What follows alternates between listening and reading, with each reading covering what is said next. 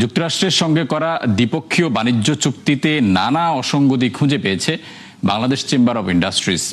বক্তারা বলেন, এই চুক্তির কারণে রপ্তানি বাড়বে না, উল্টো রাজস্ব হারাবে সরকার, বাধাগ্রস্ত হবে বিদেশি বিনিয়োগও। তাই অংশীজনের সঙ্গে আলোচনা করে চুক্তিটি পুনর্বিবেচনা করার আহ্বান জানানো হয়। রাকিব হোসেনের রিপোর্ট। জাতীয় নির্বাচনের ঠিক দুদিন আগে যুক্তরাষ্ট্রের সঙ্গে এক গোপন বাণিজ্য চুক্তি করে অন্তর্বর্তী সরকার, যা প্রকাশের পর নানা অসঙ্গতি খুঁজে পেয়েছে Bangladesh chamber of industries BCI, যার চুলচেরা বিশ্লেষণে এই আয়োজন সংগঠনটির। এরকম একটা ওয়ান সাইডেড চুক্তির আন্ডারে যে বেনিফিট আমি পাবো।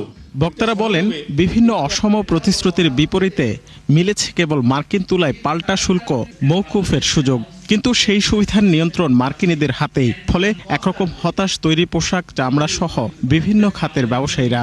তারা কোনো জিরো ট্যারিফ আমাদের দেয়নি, দেবে।